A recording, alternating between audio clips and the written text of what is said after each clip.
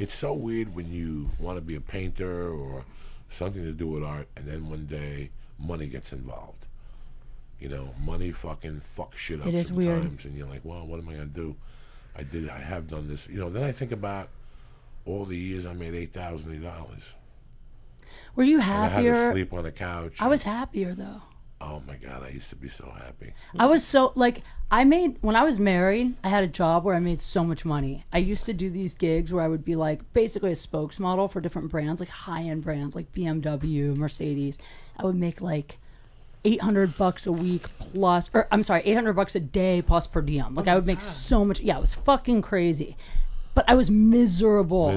I hated it. I hated everything about it. I didn't give a fuck about the cars. I didn't want to wear the outfit. I didn't want to talk to the people.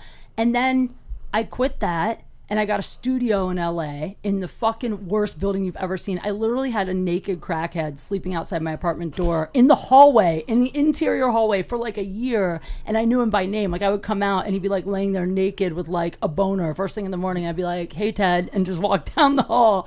I slept on the floor. I had no furniture. At the time I was married, but my ex was on the road doing like gigs, doing other shit. And I was the happiest I'd ever been. I was doing stand up and I was auditioning and I just felt so alive, but I was making no money.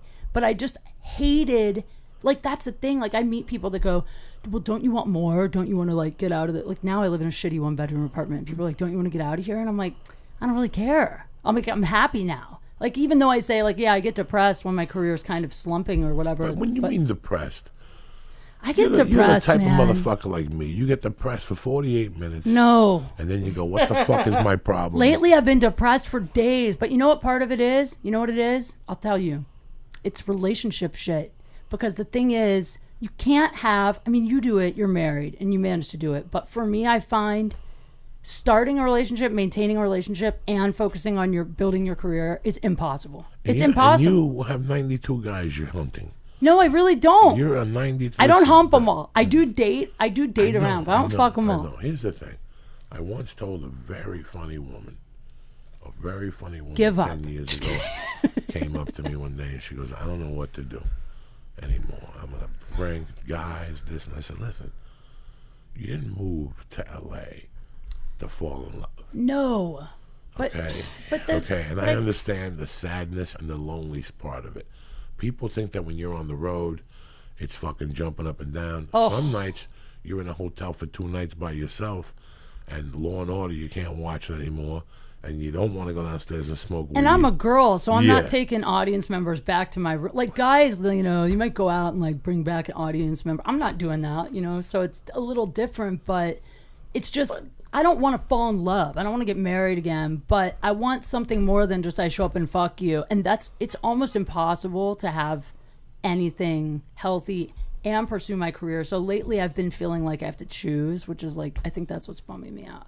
But I have had some really hot hookups lately, so it's not all bad.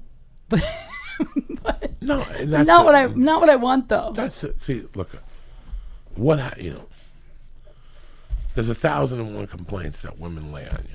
I sit here and I cleaned out my desk a couple months ago, and in one of the folders I found all my first couple of years. You know, when you get a spot at the store, you steal the piece of paper from the wall. I found all of those. I found all my call sheets from Spider-Man 2 and The Longest Yard and Law and Order. Anything I had done, I found the call sheets. That's you know. cool. And I ripped out all those lineups, and I looked at the thing, and first off, the first thing I looked at Who's still working? It was still 16 fucking comics in the lineup. There's always 2 girls. So all these women that are crying about today that they don't put enough women at the store, it was the same shit. I got the lineups for days in a row, for years. There's not as many of us, though. Okay, so right away, you've never been one of those that whined. You've always gone after it. Okay, you've always gone after it.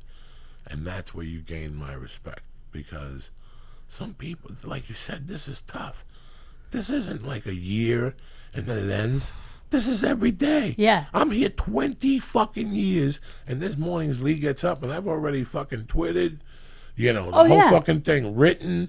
I've already done 1,000 things. Why? Because I know that something could happen at any time. I could get a call. It's true. And this could all change. I've lived here for a long Right. time. I remember auditioning for a movie April 5th and having people call them every fucking day. And then one day they called me in July and said, "What are you doing tomorrow?" You're so right, man. And I go, "I'm not doing anything." Why? They like, "Do you want to go to a table read tomorrow about 1 o'clock?" And I said, "Sure, I'll be there." And they go, "All right, we'll see you there at 1." And then about 2 hours later, they called back and said, "Hey, what are you doing after the table read tomorrow?" And I go, "Nothing." They go, "You want to take You're a flight? hired. You want to take a flight down to Albuquerque, New Mexico with us and shoot for 6 weeks?" So right there, people You're right. don't. People You're have, right. people have no idea when somebody calls you on a Monday It's true. and says Tuesday at 1 o'clock you got to go somewhere, and at 4 you're taking a fucking plane. You're right. To New Mexico, and you got to put all your business in order. Also, you got to lay it on your girlfriend or whoever to watch your cat or your fucking dog. You're right. You got to have somebody deposit the checks because right. you're not going to get paid on the set in Albuquerque. They're going to send the Send checks them to to your your house. Yeah. You're right, though, man. And the thing is, it's like you got to be ready for that. But also, I can't tell you how many times I didn't pick up my phone and I called back an hour and a half later and the job is gone. I mean, Yeah. you got to be so on it. No, I don't give a fuck what anybody tells me.